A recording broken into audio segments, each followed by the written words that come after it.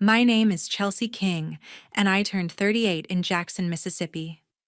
I'd planned a big birthday dinner at a local soul food restaurant expecting my family to show up: my dad, my mom, my brother, my aunt.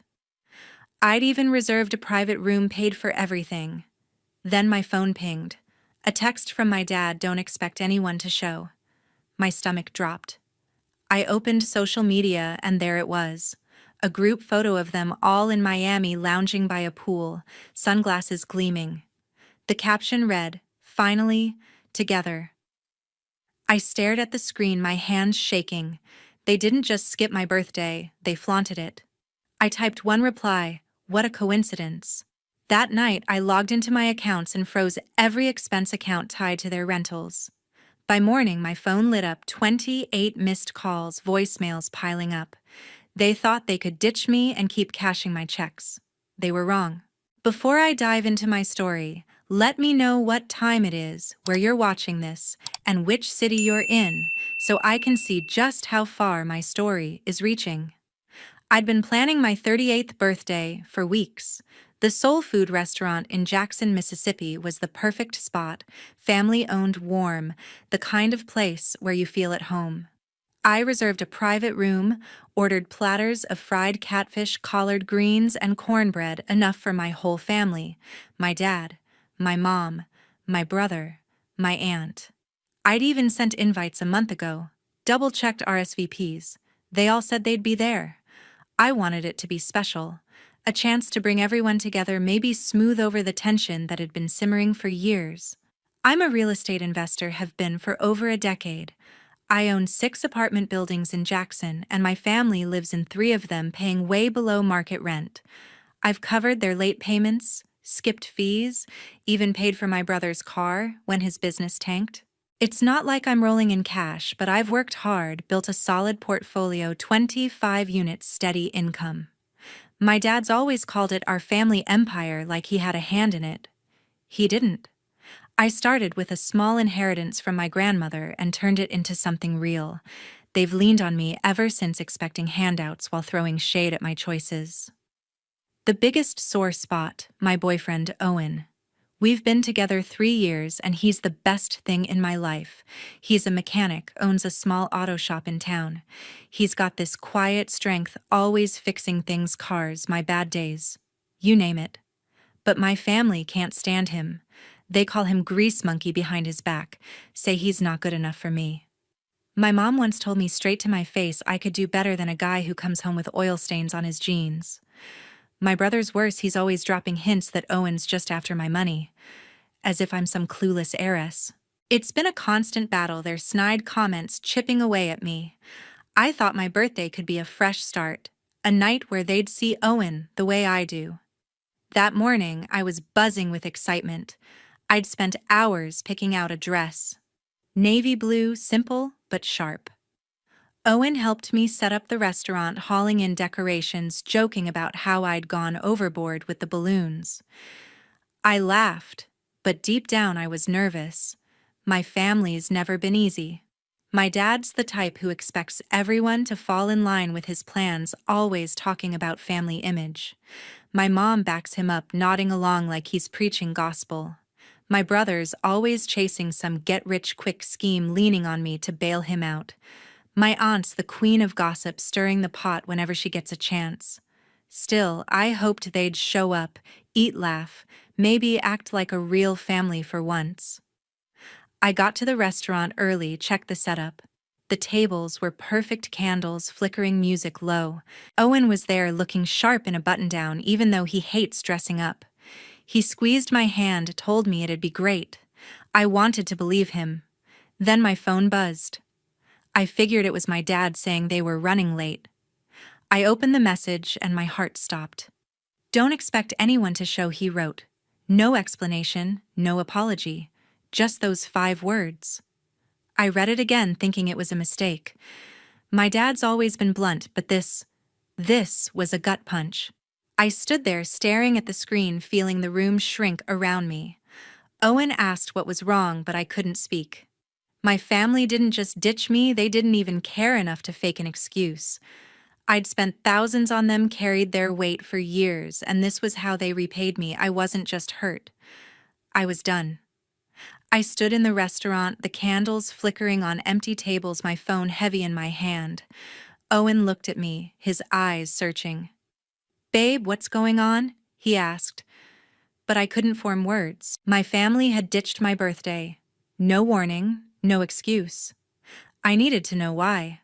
I opened my social media app hoping for some clue, maybe a last-minute emergency. Instead, I found a photo that hit me like a freight train. There they were. My dad, my mom, my brother, my aunt posing by a Miami pool, all smiles, drinks in hand. The caption read, "Finally together." I stared at it, my pulse racing. They weren't just skipping my party. They were on a full-blown vacation, flaunting it for the world to see. And I wasn't invited. I scrolled through the comments. Friends, cousins, even my mom's book club were chiming in with heart emojis and looks like fun. Not one mentioned me. My aunt had posted the photo, her usual smug grin plastered on her face. My brother was laughing, arm around my mom, who looked happier than I'd seen her in years. My dad stood in the center, proud, like he'd orchestrated the whole thing. This wasn't a last-minute trip. They'd planned it, kept it secret, and chose my birthday to rub it in my face. I felt like I'd been erased, like I wasn't even part of the family anymore. My whole life, I'd carried their weight, cheap rent loans, favors, and this was their thanks. A public slap captioned, "Finally together," as if I was the one holding them back. I wanted to scream, to call them out right then and there. But something stopped me. I'd spent years letting their jabs slide, swallowing my hurt to keep the peace. Not this time. I locked my phone, took a deep breath, and looked at Owen. "Let's eat," I said, my voice steadier than I felt. He raised an eyebrow but didn't push. We sat down at the table meant for 10. Just the two of us, surrounded by untouched plates of catfish and cornbread. The waiter, sensing the mood, kept his distance. Owen cracked a joke about the balloons still floating above us, trying to lighten things up. I forced a smile, but my mind was racing. They thought they could humiliate me and keep cashing my checks. They had no idea who they were dealing with. As we ate, I started piecing it together. My family's always been about appearances, big house, fancy trips, the perfect image. They hated Owen because he didn't fit their mold, a mechanic who didn't care about their social ladder. This Miami trip wasn't just a vacation, it was a statement. They wanted to show me I didn't belong, that I was the outsider for choosing him. I thought about the apartments I owned, the ones they lived in for pennies. My brother's failing business propped up by my properties. My dad's boasts about our empire built on my back. They'd taken everything I'd given them and thrown it in my face. I wasn't just angry, I was done playing their game. I leaned across the table, looked at Owen. "They think they can cut me out," I said, my voice low. "They're wrong." He nodded, his eyes steady, like he knew I was cooking up something big. I didn't tell him the details, not yet. But in my head, a plan was forming. I'd hit them where it hurt their wallets. I could raise their rent to market rates, sell off the commercial property my brother used for his so-called business. I'd given them too much for too long, and they'd mistaken my kindness for weakness. They wanted to play dirty. I'd show them I could play dirtier. By the time we finished dinner, I felt a strange calm. The hurt was still there, sharp and raw, but it was fueling something else, resolve. I wasn't going to cry or beg for their approval. I was going to take back control. Owen drove us home, his hand on mine, not asking questions. He knew me well enough to let me stew. I woke up the morning after my birthday with a fire in my chest. My family had declared war, and I wasn't going to roll over. For years I'd carried their weight, cheap rent loans, endless favors, and they'd repaid me with betrayal. No more. By noon, I was at my desk, laptop open, diving into the leases for the 3 apartment buildings where my dad, my mom, my brother, and my aunt lived. I'd let them pay half the market rate, sometimes less, because they were family. That ended today. I drafted new lease agreements, raising the rent to full market value, $2,000 a month per unit, no exceptions. Mississippi law required 30 days' notice, so I sent the emails through my property management software, knowing they'd hit their inboxes by evening. No discussion, no warning, just cold, hard numbers. Then I turned to the strip mall my brother leaned on for his so-called consulting firm. It was one of my first big wins as an investor, a small commercial property on Jackson's outskirts, 5 storefronts, reliable tenants. My brother leased the anchor unit for his business, a string of half-baked schemes that never made a cent. I'd given him a ridiculous deal, $500 a month for a space worth $4,000 on the open market. He'd used it to play entrepreneur, flashing the address on business cards while I covered his losses. I called my real estate agent, my voice steady. "List the strip mall," I told her. "Find me a buyer fast." By afternoon, she had a developer on the hook, ready to turn it into a retail hub. I signed the preliminary sale agreement, cash offer 20% above asking.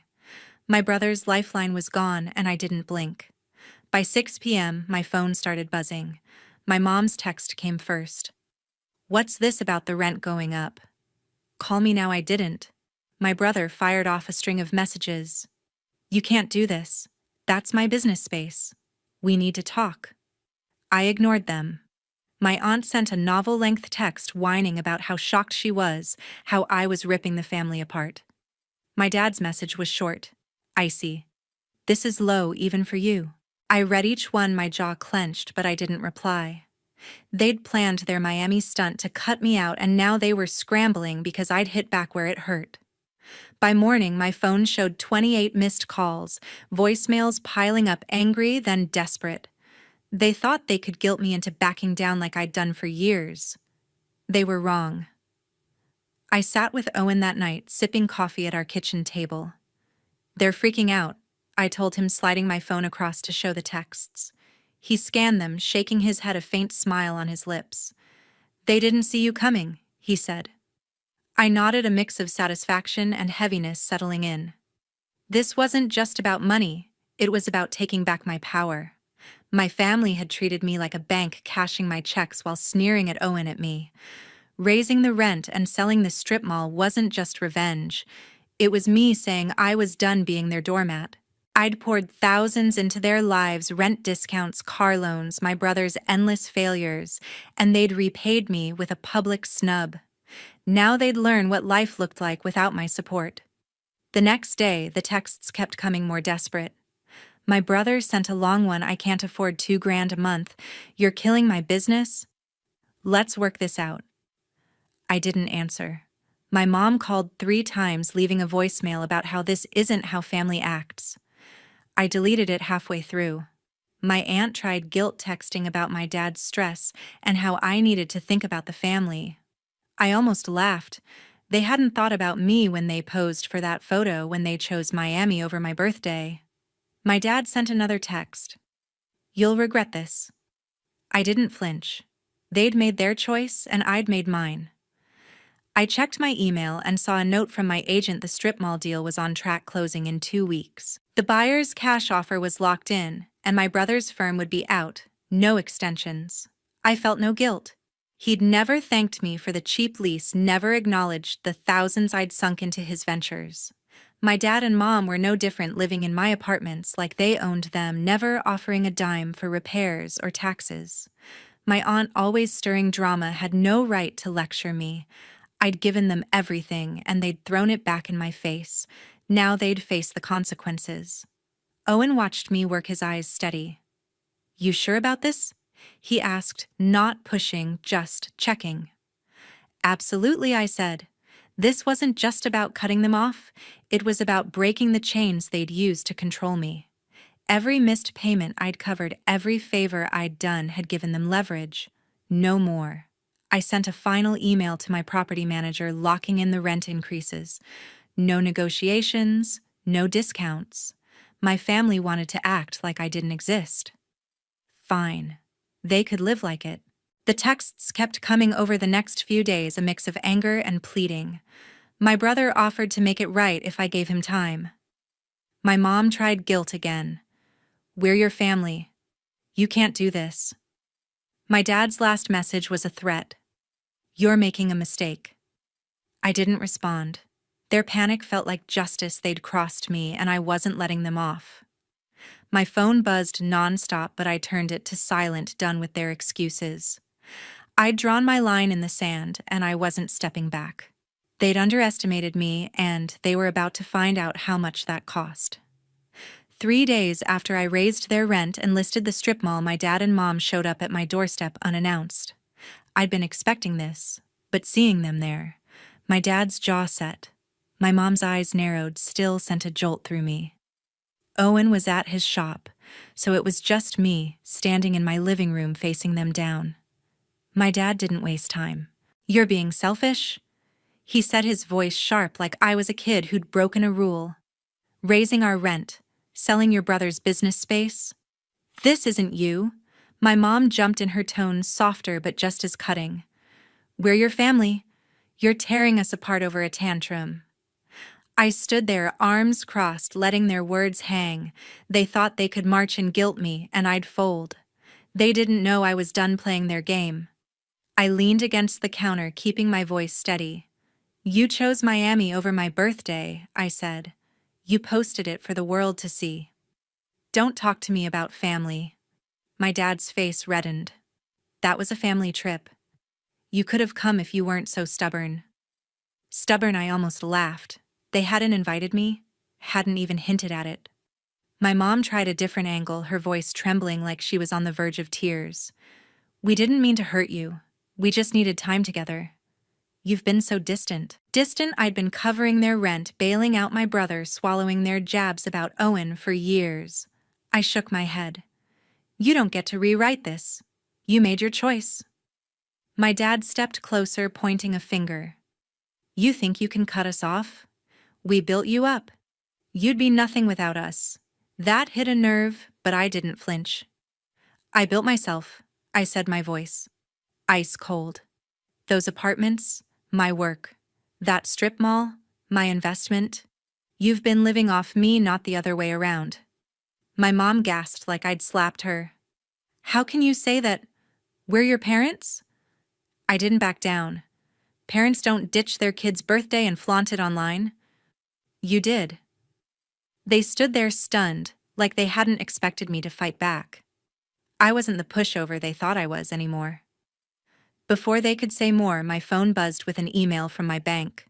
I glanced at it, and my stomach tightened. An alert about a credit inquiry. Someone had tried to open a loan in my name. I opened the details, and there it was. My brother's name tied to an application for a $50,000 business loan using my credit and my properties as collateral. He'd gone behind my back thinking he could cash in on my name to save his failing business. I looked up at my dad and mom, my anger boiling over. "Did you know about this?" I asked, holding up my phone. They exchanged a glance, and my mom's face paled. "He's desperate," she said. "He didn't mean any harm." I laughed, a sharp, bitter sound. "No harm. He tried to steal from me." I pulled up the bank's number, called them right there, and reported the fraud. The loan was denied, my credit was locked, and my brother's scheme was dead in the water.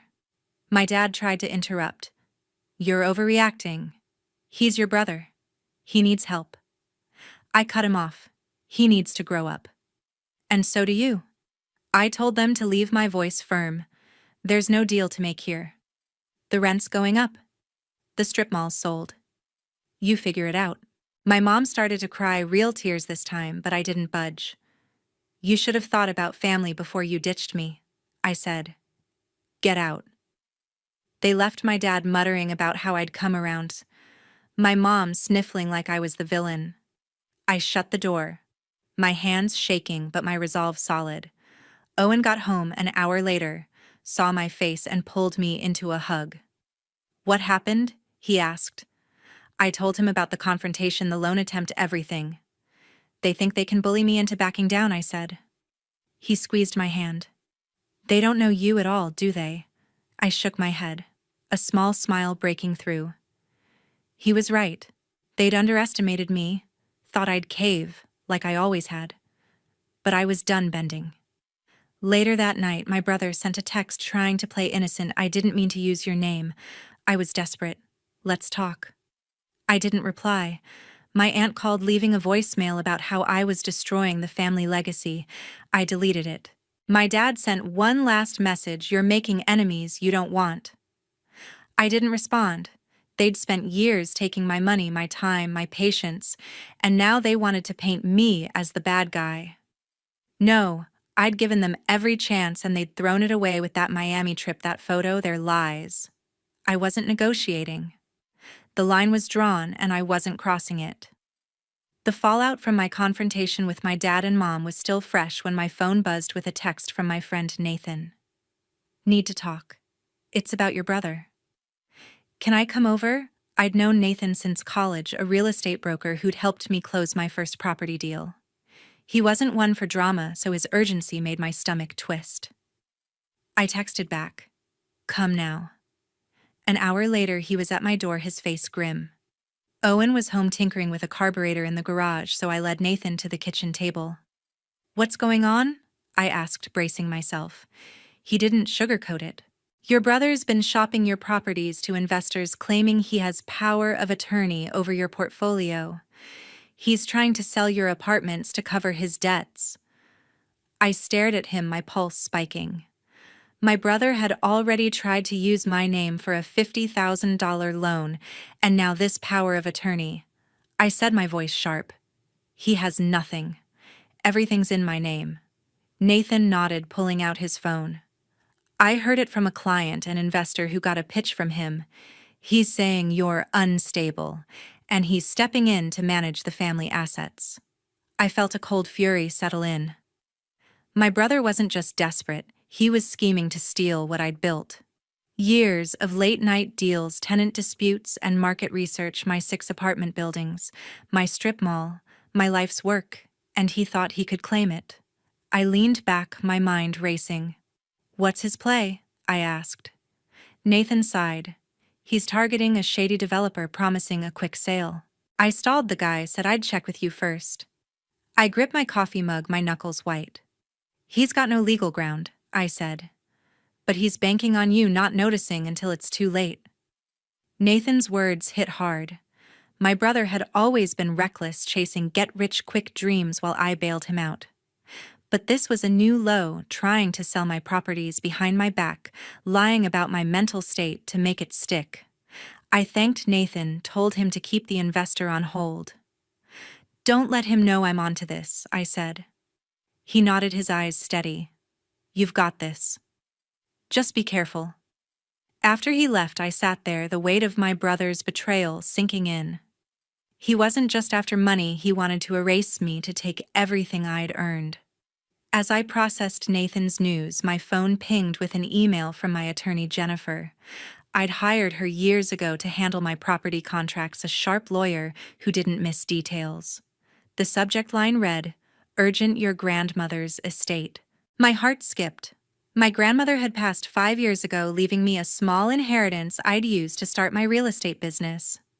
I opened the email and my breath caught. Jennifer had uncovered a trust fund my grandmother had set up, one I'd never known about. It was worth $500,000, tied to a condition: it could only be activated if I stopped financially supporting my family. The trust's terms were clear. My grandmother had written it to ensure I'd stand on my own, free from their demands. Jennifer's email ended with a note. "Given your recent decisions, you're eligible to claim this now. Call me to proceed." I sat back, stunned. My grandmother had seen this coming, my family's greed, their endless reliance on me. She'd known they'd try to bleed me dry, and she'd left me a way out. The timing was uncanny. I'd just raised their rent, sold the strip mall, and cut them off after their Miami stunt. Now this. It felt like a sign, like she was still watching out for me. I called Jennifer immediately. "Is this for real?" I asked. Her voice was calm, professional. "It's ironclad. The trust is yours, but you have to maintain the cutoff. No rent discounts, no loans, no support." Your grandmother was clear. I nodded, though she couldn't see me. "I'm done with them," I said. "Let's move forward." She promised to start the paperwork, and I hung up, a strange mix of relief and resolve washing over me. I told Owen everything that night, pacing the living room as he listened. My brother's trying to sell my properties, I said, my voice shaking with anger. And my grandmother left me $500,000, but only if I keep them cut off. Owen's eyes widened, but he stayed calm, his hand resting on mine. Your grandmother knew you'd need this, he said. And Nathan's got your back. You're not alone in this. I squeezed his hand, grateful for him in a way I couldn't put into words. My family had tried to break me, but I was stronger than they thought. With Nathan's warning and Jennifer's email, I had the upper hand. I spent the next day digging into my brother's scheme. I called my property manager, confirmed every lease and title was locked in my name, no loopholes, no power of attorney. I told her to flag any inquiries about my properties and report them to me directly. Then I emailed Jennifer, asking her to monitor my brother's moves for any legal missteps. If he was pitching to shady developers, he was likely breaking laws, and I wasn't going to let him slide. The trust fund was a game changer. It wasn't just money, it was freedom. I could expand my business, invest in new properties, build a life with Owen without my family's weight dragging me down. They'd tried to erase me, but I was rewriting the story.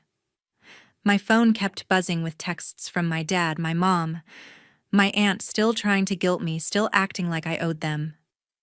I ignored them. My brother sent another message claiming he just wanted to talk, but I knew better. He wasn't sorry. He was scared. He'd tried to steal from me, and now he was caught. I wasn't going to confront him, not yet. I'd let him sweat. Let him think his plan was still in play. My grandmother's trust, Nathan's loyalty, and Jennifer's expertise were my armor. My family had underestimated me for the last time, and I was ready to show them what I was made of. A month after I locked down my properties and claimed my grandmother's trust fund, word got back to me about my family's new reality. My dad, my mom, my brother, and my aunt had moved out of my apartments, unable to afford the market rate rent I'd set. They'd landed in a budget complex on the edge of Jackson, cramped units, thin walls, no pool or gated entry. The kind of place they'd once sneered at back when they lived off my generosity. My brother's so-called consulting firm was gone, his office space now a vape shop in the strip mall I'd sold. My dad's boasts about the family empire were silent. He was driving for a rideshare app to make ends meet. My mom had taken a part-time job at a grocery store, her designer bags replaced with a faded tote. My aunt, always the loudest about family pride, was renting a studio, her social media posts now just complaints about noisy neighbors. I didn't feel joy hearing this, just a quiet satisfaction. They'd built their lives on my back, expecting me to keep them afloat, while they judged my choices and excluded me. Now they were facing the real world, stripped of the luxury I'd subsidized. I'd given them years of cheap rent loans, second chances, and they'd repaid me with betrayal. Their new reality wasn't my fault, it was their consequence. I'd learned the hard way that family isn't about blood, it's about respect. They'd chosen to cross me, and I'd chosen to stand up for myself. With the $500,000 from my grandmother's trust, I took a leap I'd been dreaming of for years. I sat down with Owen one evening, my laptop open, to a business plan I'd been sketching out. What if we started our own real estate company, I asked. His eyes lit up, that steady confidence I loved shining through. You've got the brains, babe. I'm in. We spent weeks hammering out the details, incorporating the company's scouting office space, building a client list.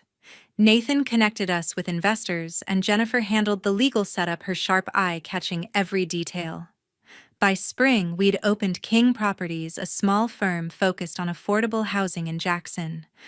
Owen took charge of operations, his practical know-how balancing my vision. We hired a small team, and I used the trust fund to buy 2 new apartment buildings, ones we'd renovate to give families a decent place to live without breaking the bank. Every step felt like a reclaiming of my power. My family had tried to tear me down, to steal what I'd built, but I was building something better, something mine. Owen was by my side, not just as my boyfriend, but as my partner, his belief in me unwavering. The trust fund wasn't just money. It was my grandmother's way of reminding me I was enough. She'd seen their greed, known they'd try to hold me back, and given me a way to rise above. Starting King Properties wasn't just about business, it was about proving I didn't need their approval to succeed. Looking back, the lesson hit hard. Self-respect isn't negotiable.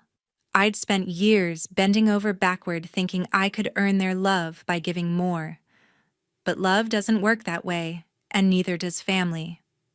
They'd taken my kindness for weakness, but I'd shown them I was stronger than they ever imagined.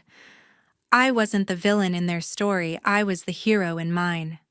Every deal I closed, every tenant I helped, every day I built with Owen was a step toward a life I chose, not one they dictated. To everyone who's followed this story, thank you. You've been with me through the hurt, the fight, and the triumph. Your support means everything. It's what keeps me going, keeps me sharing. If you felt something from this, if it's hit home, please hit that subscribe button. Join me for more stories about standing up, fighting back, and finding your own path. You're not just viewers, you're part of this journey. Thank you for being here.